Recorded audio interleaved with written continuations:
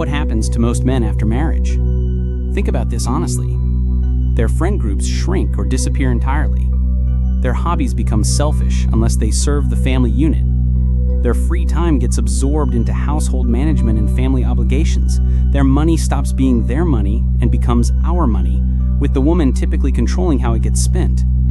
This isn't happening by accident, it's happening by design. Women intuitively understand that a man's value to the family unit increases when his options outside that unit decrease. The fewer alternatives he has, the more resources he'll dedicate to maintaining the relationship. So, piece by piece, choice by choice, his independent life gets dismantled until he's psychologically and economically trapped. The genius of this system is that it uses the man's own values against him. His desire to be a good husband, a reliable provider, a loving father, these noble impulses become the very chains that bind him. He collaborates in his own imprisonment because resistance feels selfish and irresponsible. Carl Jung wrote, "The most terrifying thing is to accept oneself completely, but for married men, the most terrifying thing is to recognize how completely they've been domesticated." Look at the language we use. Ball and chain, getting hitched, taking the plunge. Even our casual expressions reveal an unconscious awareness that marriage represents a loss of freedom, not a gain of partnership. But here's where it gets really dark. The system doesn't just exploit men, it's designed to make them grateful for the exploitation. The concept of happy wife, happy life isn't folk wisdom. It's psychological programming that trains men to prioritize a woman's emotional state over their own needs, desires, and well-being. This creates a fundamental power imbalance where one person's happiness becomes the primary goal, while the other person's happiness becomes conditional on achieving that goal. It's not partnership, it's servitude with better marketing. Schopenhauer observed that a man can be himself only so long as he is alone. Marriage systematically eliminates the solitude and independence that allow men to maintain their authentic identity. They gradually become what their wife needs them to be, rather than who they actually are. The transformation happens so slowly that most men don't notice until it's complete.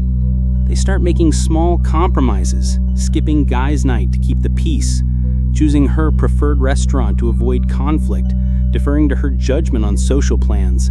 Each compromise seems reasonable in isolation, but collectively, they represent a complete surrender of personal agency. Meanwhile, women's behavior in marriage follows a predictable pattern that reveals the underlying biological programming. During the courtship phase, they maximize their appeal. Frequent sex, shared interests, minimal demands, maximum agreeability. After securing commitment, the dynamic gradually reverses. Sex becomes a reward for good behavior rather than an expression of desire. Shared interests become irrelevant if they don't serve family goals. Demands increase while agreeability decreases. The woman who was once eager to please becomes entitled to be pleased. This isn't conscious manipulation, it's evolutionary programming. Women are biologically wired to secure resources and commitment, then optimize the arrangement for maximum benefit. The man who doesn't understand this programming becomes its victim. Here's the brutal reality that most men refuse to accept. Your wife's love is fundamentally conditional. It's based on your utility, not your intrinsic worth. The moment you stop providing value, whether through income loss, health problems, or simply becoming too familiar, that love begins to evaporate. Divorce statistics prove this point. Women initiate 70 to 80% of divorces, and they do it when the cost-benefit analysis of the marriage shifts in their favor. They don't leave because they're unhappy, they leave because they can get better terms elsewhere, or have extracted maximum value from the current arrangement. The family court system completes the exploitation by ensuring that even divorce doesn't free the man from his resource extraction obligations. Alimony, child support, and asset division guarantee that he continues paying for a family structure he can no longer access or benefit from. But here's where the situation becomes truly psychological warfare. Modern marriage doesn't just exploit men economically, it destroys them psychologically by attacking their fundamental sense of identity and purpose. The married man learns that his thoughts, feelings, and desires matter less than maintaining domestic harmony. His role becomes reactive rather than proactive. He exists to solve problems, provide solutions, and absorb emotional burdens. This creates what psychologists call learned helplessness, a condition where repeated exposure to uncontrollable stress causes people to stop trying to escape even when escape becomes possible. The married man stops asserting his needs because experience has taught him that resistance only creates more problems. He develops what I call domestic Stockholm syndrome, identifying with his captor's goals and defending the system that exploits him. He tells himself that sacrifice equals love, that his discomfort is selfish, that real men put family first no matter the personal cost. The most insidious part of this programming is how it's reinforced by society. Media celebrates the family man who sacrifices everything for his wife and children. Religion teaches that selflessness is virtue, and that men should love their wives as Christ loved the church, through complete self-sacrifice. Even other men reinforce this programming. Married men can't admit the reality of their situation without acknowledging their own psychological defeat. So, they perpetuate the myth that marriage is partnership while living the reality that it's servitude.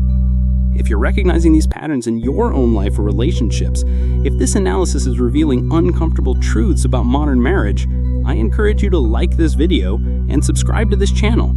Your engagement helps ensure that these conversations continue, that men start understanding the psychological dynamics that shape their relationships. The algorithms respond to your participation, and your support allows these insights to reach the men who need the most.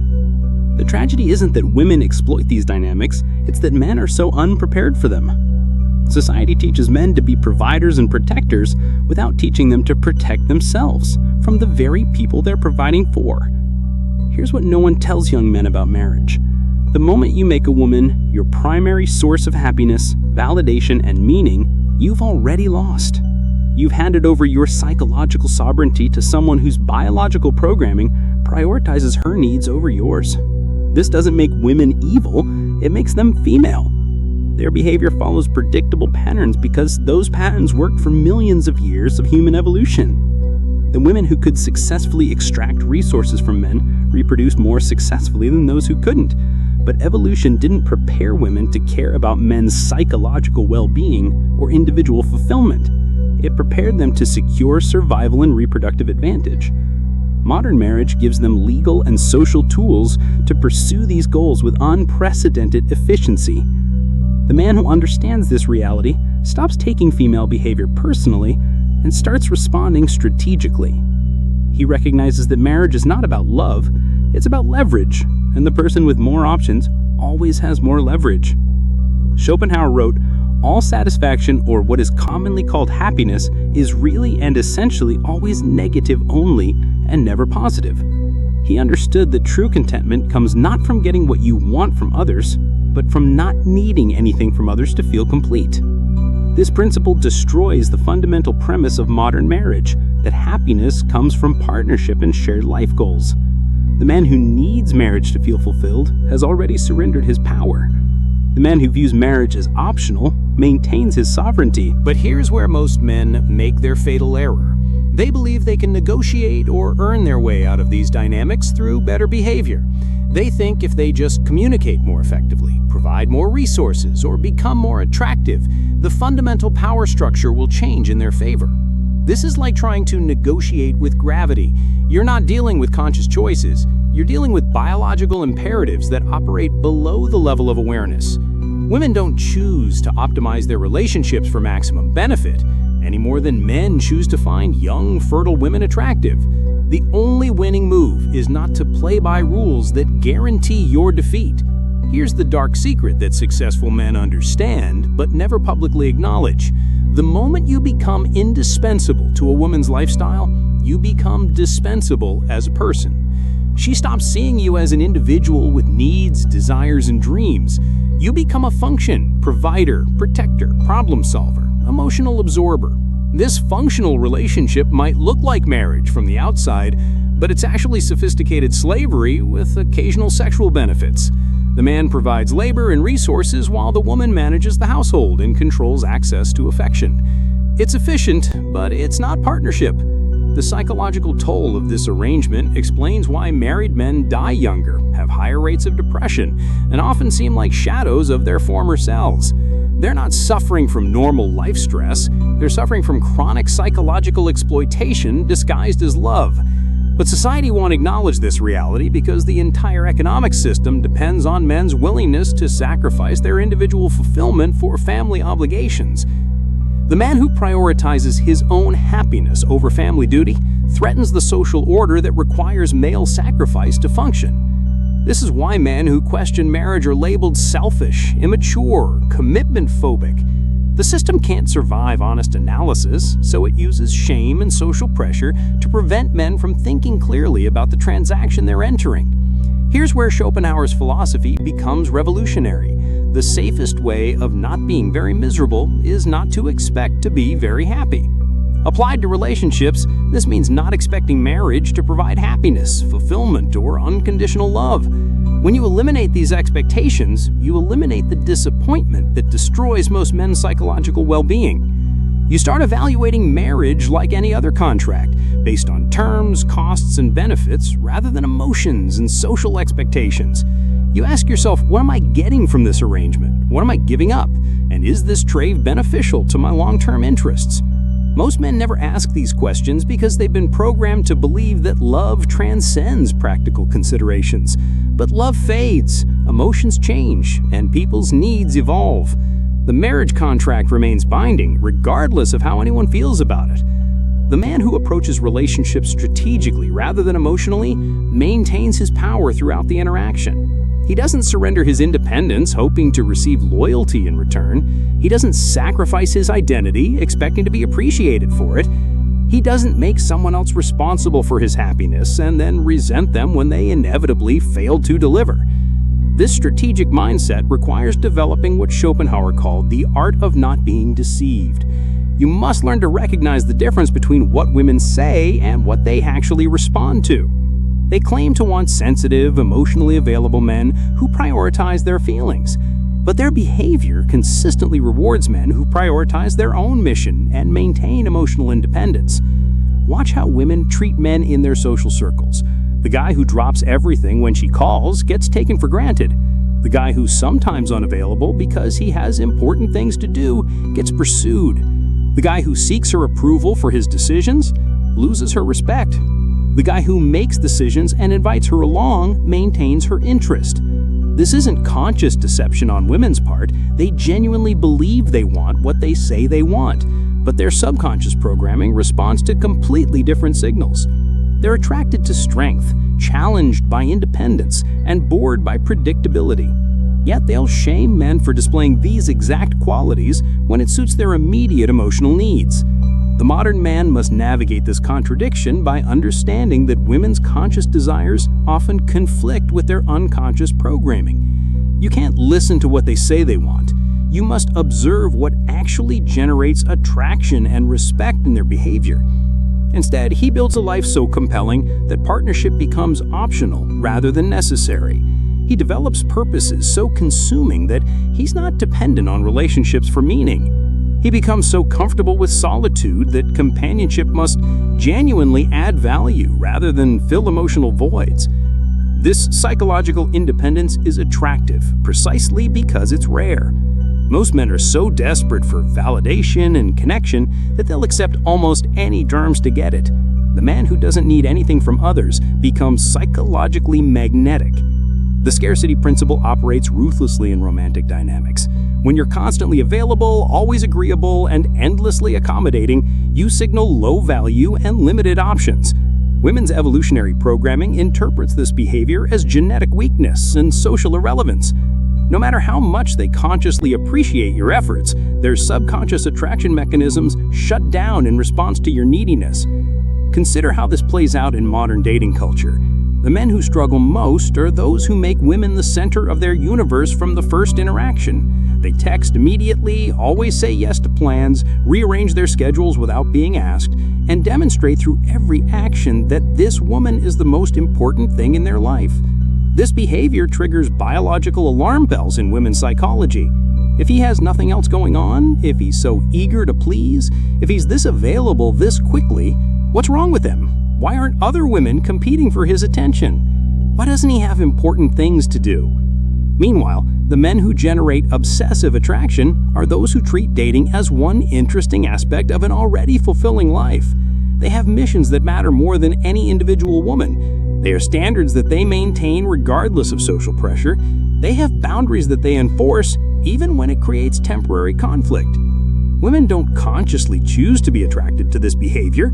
Their biology makes the choice for them. They find themselves thinking about the man who doesn't always text back immediately, wondering what he's doing when he's not available, working to earn attention that isn't freely given. This creates a psychological dynamic where the woman begins investing more effort into the relationship than she's receiving. She starts pursuing rather than being pursued. She starts proving her worth rather than evaluating his.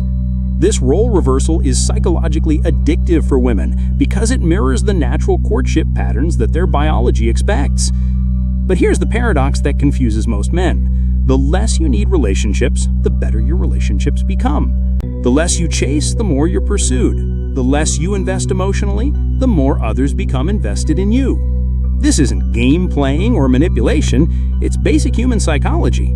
People value what's scarce and dismiss what's abundant.